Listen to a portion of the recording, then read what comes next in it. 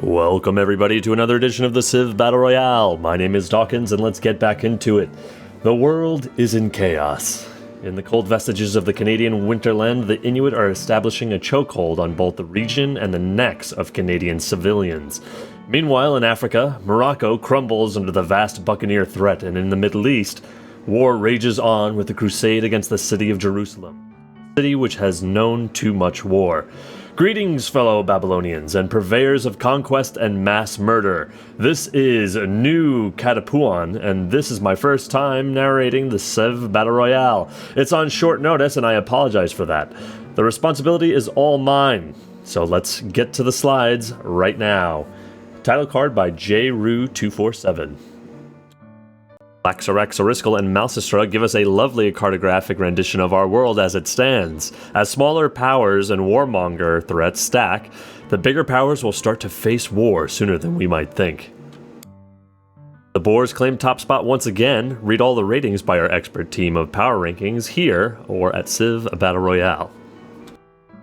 Quebec City falls to Inuit Marines as the Ice Sheet Fleet continues to grind eastward. The capture of Boston has opened up the way across the Appalachians, and Inuit forces are poised to take Albany and Washington, defended by only a handful of Canadian mobile SAMs.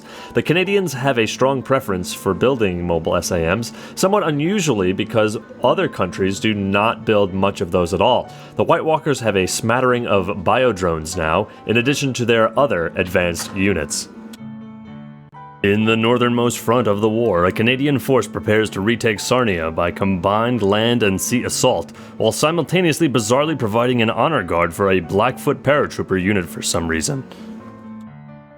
A Brazilian mobile SAM battery is lost in Yakutia, a decidedly large change in climate from its homeland. Here we see that the Yakut units are advanced, but quite sparse. Finnish units actually outnumber Yakutians on their own territory. Fortunately for Yakutia, they and Finland are still seemingly on good terms after their joint war effort against Mongolia recently. At the end of the last part, Spartan troops took Hebron, advancing the front lines forward from Jerusalem. Armenia only has machine gun battalions nearby. They'll have to move their Great War infantry divisions in Anatolia southwards if they hope to retake it. This war has been destructive for Jerusalem, and the citadels, custom houses, plantations, and kibbutzim around the ancient holy city have been pillaged. After the sudden and highly effective blitz by the Buccaneers, Morocco has been reduced to one city in the space of one part. They have only a handful of units left to defend with, but incredibly, there are 0 Buccaneer land military units nearby in this slide. Can Morocco hold? The Brazil-Buccaneer border shows a truly striking contrast. On one side, Brazil has a full carpet of modern units. On the other side of the border, pirate boots are looking rather thin on the ground. Surely revanchist sentiment must be running high in Brazil, with elementary school students being taught about the 6 cities they lost to the pirates in the last war. Now may be the best time for Brazil to strike. Appropriately for a maritime power, the Bucks have more of a carpet at sea than they do on land, except that most of it is made up of carriers with no planes, with only a smattering of advanced destroyers, subs, battleships, and other useful warships.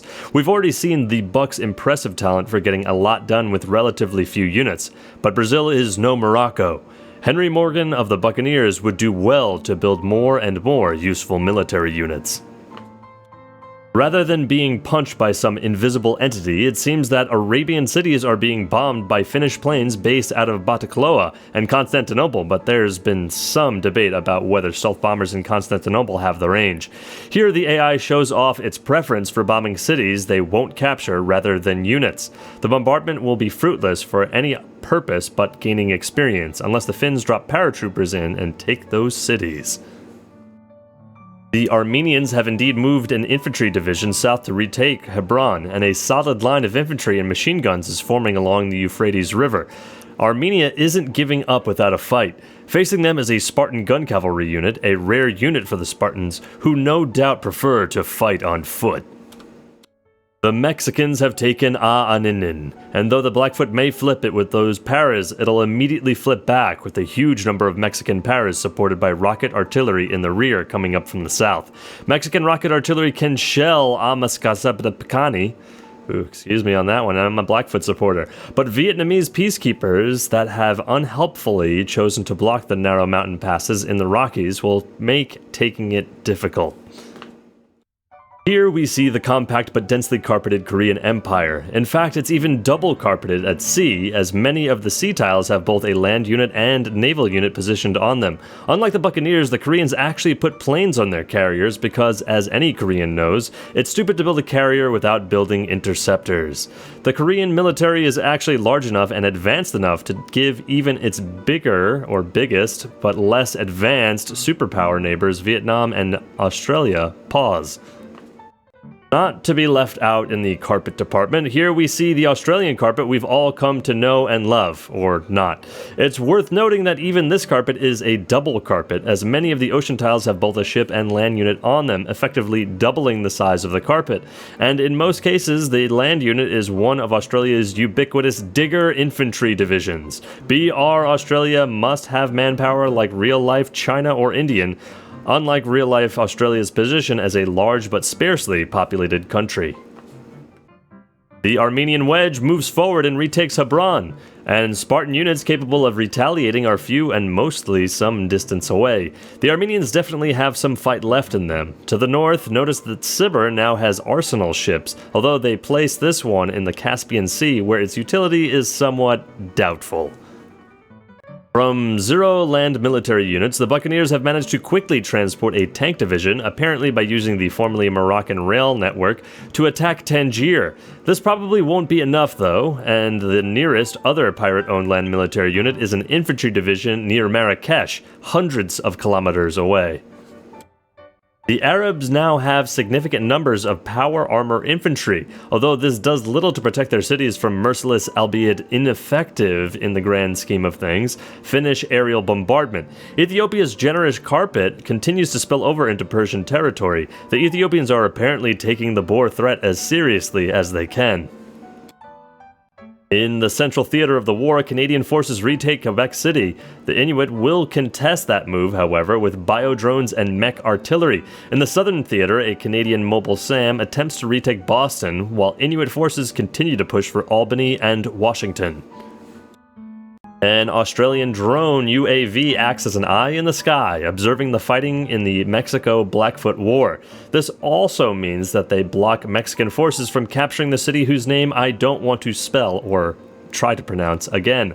The Mexicans also attempt to advance up the Pacific coast, but Sixaposimac, again, a Blackfoot supporter, I apologize, still has a lot of HP left.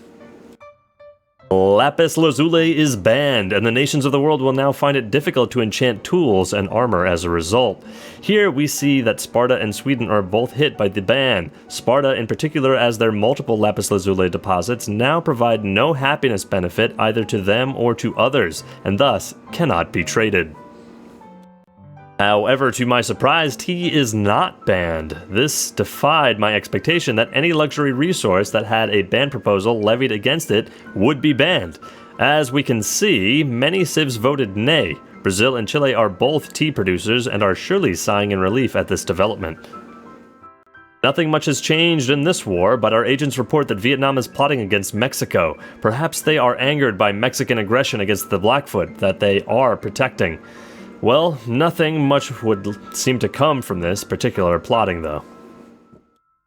Albany falls to ice-cold Inuit troopers encased in power armor exoskeletons.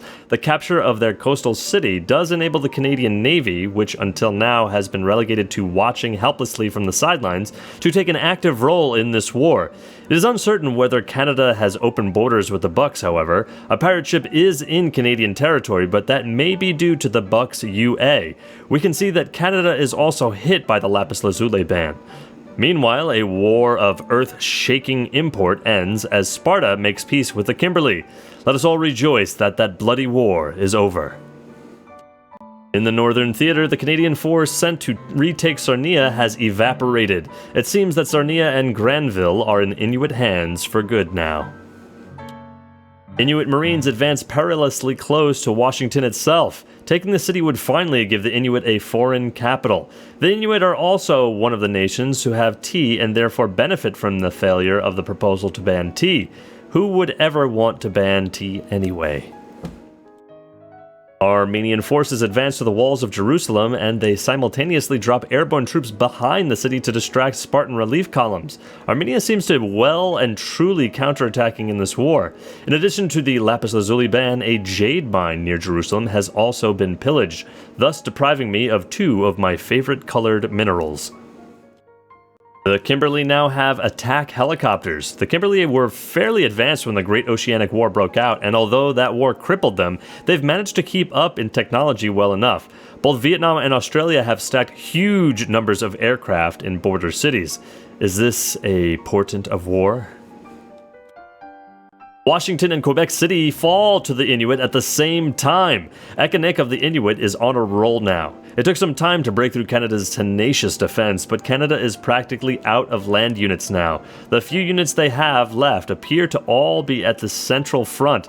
However, the capture of Washington opens the way for the main bulk of Canada's navy to join the fray. Henry Morgan of the Buccaneers is now technically winning in the Battle Royale, owning 6 original capitals. The pirates, as I mentioned before, are good at getting a lot done with relatively little. They still need to look into building up their defenses in former Gran Colombia a little before Emperor Pedro decides to reintroduce them to Brazil's war theme, which sounds like something out of a Bond movie. The tank division sent to take Tangier has been destroyed, but new Buccaneer units are being offloaded along the African coast. The railway network will let them get to the front line faster. It's interesting to take note of the score overview here. Australia is currently leading in score, with the Boers in second place. A lot can be gleaned from these numbers, though as all experienced Civ players know, score isn't necessarily a good determinant of victory. Draw your own conclusions from these numbers, folks. Canadians retake Quebec with their dwindling forces and continue to hold Winnipeg. Many of their remaining ground units are either ranged or helicopters and cannot capture cities. At least Mobile Sams can capture cities despite the seemingly ridiculousness of taking cities with anti-aircraft guns. Canadian destroyers may retake Albany, but as they do not appear to have open borders with the Bucks, they can no longer retake the city once the last of their ships are destroyed. The same cannot be said for Washington, where they have a vast number of destroyers waiting offshore. We may see DC flip several times in the coming turns. Meanwhile, Arabia and Korea make peace, ending another devastating war. Well, in the mini-BR it was, anyway. The Armenians recapture Jerusalem. A solid Armenian force surrounds the city, though Spartan paratroopers to the north may still retake it. Who'd have thought they still had it in them? To the north, Spartan High Command, possibly frustrated with progress in the south, orders an offensive against Tigran to Sirta. There you go. Here is a shot of the Boer-held Madagascar, where we learn that the Boers just completed the floating islands. We'll see what that wonder does soon, but in the meantime, have a look at all of these hover tanks. Also, have a look at all of the anachronistic caravels, and all of the empty aircraft carriers. Kruger of the Boers is taking a page out of Henry Morgan's book here, but the rest of his military is so advanced that he gets a free pass. The floating islands bonuses are large as far as flat numbers are concerned, but rather small for a late-game wonder. It's also not an empire-wide bonus, which is the best kind here. Still, the food and production bonuses may be multiplied by other future world buildings, and the great scientist points might be useful if Kruger of the Boers wasn't so close to finishing the tech tree already. Still, the gap between the Boers and the rest of the world is so wide that building this ridiculously expensive wonder was worth it just to keep anyone else from getting it. Mexico enters the information era at last. Mexican forces try a different angle of attack, securing open borders with the Inuit and attacking Blackfoot cities east of the Rocky Mountains. That's also because progress in the western theater of the war continues to be held up by the dratted Vietnamese peacekeeper. Quebec City falls again, but Winnipeg continues to hold out somehow. Take note that the 4 Icelandic cities neighboring Canada each have 10 air wings stacked in them. We all know that Civ 5 AIs are remorseless, conscienceless Sociopaths that won't attack someone while he's strong, but will kick him immediately once he's weak. How many times have you all seen a civ that got severely weakened in a war suddenly get dogpiled by everyone else in your games? Iceland may choose to opportunistically pounce on Canada at this juncture. Babylonian spies report that Vietnam is plotting against Afghanistan. Well, it's always good to finish unfinished business. Afghanistan is reduced to a rump state that nevertheless continues to hold off Persia in the west, partially because Finnish peacekeepers are getting in the way again. An anonymous Afghan great musician courageously faces the Persian artillery and machine guns in defense of his homeland. It's worth noting that once the list of named great artists, writers, and musicians runs out, the following unnamed great people can no longer create great works. They can only do their secondary function, political treaties, Golden Age concert tours. And with 61 civs, the named great artist will run out fast. Morocco, despite having only one city left, somehow completed the Manhattan Project in that one city, I guess. The Manhattan Project does not equal an atom bomb, however, and Buccaneer reinforcements are closing in fast. Strangely, Morocco seems to have achieved 63 damage from something, but also apparently recovered from it anyway. The Baja Peninsula of Mexico is heavily pillaged. Was this done by the Blackfoot? It must have been, but it's hard to imagine they could have gotten any units down there. It's because they were nuked. You can see the fallout surrounding those mountains. The next World Congress proposals are to ban gems and to make Catholicism the world religion. Catholicism is the single most powerful religion in the world, but it's unlikely that it has more followers than every other religion put together. That proposal probably won't pass, and Mexico will need their god as the Blackfoot continue to nuke them. Mexican rocket artillery batteries from up in the rear. These are the linchpin of the Mexican offensive. Also, there's fallout here in New Vegas and the New California Republic. Where in the world did this come from? Did the Blackfoot use a nuke? Yes, they did. Why don't Mexican units and cities seem to be correspondingly damaged? Come to think of it, this explains the pillaged tiles in the last slide. Perhaps Mexican units and cities have had some time to recover from the nuking by the time this shot was taken. Winnipeg, hero city and bastion of Canadian resistance, has fallen at last. And so has Montreal to a sudden Inuit offensive through the Great Lakes region. Canada's major cities are falling one by one, and now Ottawa itself is exposed. The Spartans do manage to retake Jerusalem after landing a fresh wave of troops on the shores of the Levant. Sparta and Canada make peace. A Spartan-Ethiopian war at this juncture would be interesting, to say the least. In the same turn as the last shot of this area, both Ottawa and Calgary fall. The avalanche is truly gathering momentum now. The next cities in the line are port cities, Kingston and Kitchener, and after that only the Maple Navy will be left to flip cities. The dense Korean and Vietnamese carpets face each other tensely. There's also the seemingly dense but actually having lots of Boer units in it Mongolian carpet. Korea has a ton of planes as well. Vietnam has seemingly fewer, but that's because we know the vast majority of them are in the south. The full extent of the Vietnamese carpet is on full display here, as is some of the Vietnamese Air Force in Bagan and Mawalayawimin. I just can't pronounce cities today. And here's Tibet, fully surrounded by Vietnam and still sporting cannons and riflemen. As our Babylonian drones scour the earth for more information, our signals have found a lone Finnish mobile SAM looking to finish one of the many jobs that a ridiculous amount of stealth bombers have started. As the only melee unit in the area, could Finland add another external territory to its vastly strange borders? After internal conflict within the Buccaneer ranks regarding the use of nuclear weapons against their foes, Henry Morgan seems to have curtailed to his populace and seems to have gone back to basics. The conquest of Morocco is child's play to the Buccaneers and something that was sorely needed, as the last time around the excess of mushroom clouds made things just a little too easy. The Pacific Northwest not only provides ample mountain ranges for natural defense, but the home of the slowly faltering Blackfoot Empire. At this point, the Blackfoot are pulling a Maori, nuking their larger enemies and relying on the incompetence of the opposing force to spare their cities. The Trung Sisters paratrooper peacekeepers envoy still guards the passage to Sikapaksamayik, making a diplomatic and logistic nightmare for the Mexicans to overcome. The Armenians weren't really expecting this. Well, they were expecting it to some degree, but it wasn't really in their operations manual what to expect when you're expecting. Irregardless, the Spartan contingent looks fierce and mighty, but the hilly landscape around Ticonderoga will make it difficult to capture with just melee units and intimidating aircraft without naval or ranged support.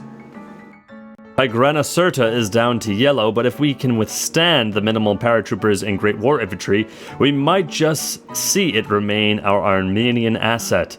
Meanwhile, Jerusalem and Hebron remain locked in yin-yang siege patterns, with opposing forces able and willing to flip each city whilst ignoring the army on the other side.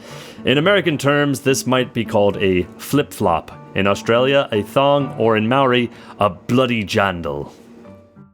Tangier is lost, and their last hope is the Moroccan infantry stationed directly out their door. At this point, you have to wonder what the decision from the standpoint of this battalion is. Do they liberate the city from the foreign invaders, knowing full well their force is ready to snipe it right back? Or do they save themselves and seek refuge in Sibir, Sparta, or Persia, where the last remains of other former civs lie and risk being called cowards? I do not envy their position. Likewise, I do not envy the position of the Canadians right now. Lester B. Pearson, now operating from the besieged coastal city of Fort Royale, curses his advisors for allowing him to invade the Sioux once more.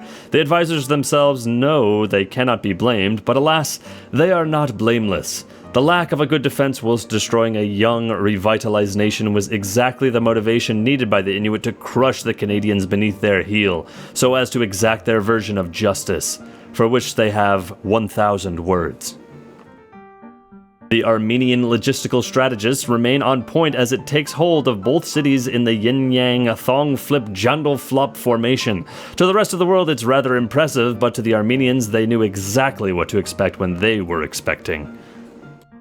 Our Finnish mobile SAMs finally sidles up to Najran, left at 0 health for so many turns by Finnish bombardment, and can capture it by amphibious assault. I wonder how the AI chooses targets for bombing, in this case choosing only Mecca, Medina, and Najran, and leaving Damascus, Basra, and Khurasan, among others, untouched. Sweden has a formidable military, although the stat slides later will show that it's still behind both Iceland and Finland. That hardly seems to be evidence here, however, and presumably large parts of Iceland's military are in the western part of their empire. Another thing you will notice is that both Iceland and Sweden have copied the buccaneer tradition of building carriers with no planes. Well, mostly. Off-screen, Canada valiantly retakes Vancouver and Albany. Australia, still using obsolete World War I era bombers in addition to World War II era bombers, has moved an atomic bomb closer to its borders. Both the Australian and the Vietnamese have a lot of aircraft in the region, but the rump Sri Lanka forms a partial buffer between them. As seen in the earlier slide, a Canadian destroyer retook Albany while Mexican troops looked on. Inuit forces that can retake it are some distance away. Aussies vacation in Florida, and while Paul Kruger of the Boers plots against Persia. The Moroccans managed to retake Tangier in a last defiant move that will ensure that they will show up in these stat slides still owning territory. 1 infantry and 1 artillery was enough to do it. However, the Bucks have enough forces nearby now to retake the city in the next turn even. Morocco's pride and integrity is still intact, but their empire lays in horrifying pieces on the ground in front of them. The Boers lead in population far ahead of much larger Australia. The Boers' city sizes are telling here. The Inuit can be found in 3rd place as they have much of the fertile heartlands of IRL Canada and the USA, now in addition to their snowy homeland. Australia leads in size by a huge margin, as I mentioned, being almost twice as large as the 2nd place Inuit. The Boers do come in 3rd and the Buccaneers in 4th. Canada now appears at the top of the list of smallest countries and will likely lose more territory. Morocco is now the smallest, even beating out Tibet. The Boers continue to have the world's strongest military. Vietnam continues to be second and Australia a close third. Take note that Sibir came in fourth. The Boers lead in science output by a sizable margin over second place Australia, and when you consider that the Boers have far fewer cities than Australia, it becomes easy to understand why the Boers lead in tech by so much and Australia is slightly behind by great power standards. Australia is rapidly increasing its tech output, however, which probably means science buildings are being built in its cities. Mirroring the slide above, the Boers lead in tech, but second place is not Australia, but the Inuit. The Boers are 11 techs ahead of the second placer, an insurmountable gap, and until the Boers finish the tech tree, that is. Note that Australia is now 5th ahead of Vietnam. Iceland is surprisingly in 4th place. Catholicism continues to widen its lead over Judaism, as Catholicism still has places to expand to, while Judaism has none. Of note is religious continental dominance. Catholicism dominates the Americas save for Shinto Alaska. Oriental Orthodoxy neatly dominates Africa almost entirely, and has very little presence outside of Africa. This has been Nu Katapunan narrating. It's been a pleasure, and I hope you'll all enjoy this part as much as I did. Thank you all for reading and listening, and be sure to tune in again next week. And with that, my name is Dawkinzz. Thus ends yet another audio narration of the Civ Battle Royale. Join us tomorrow, in fact, for part 60, a big milestone for us. Take care, and we'll see you next time.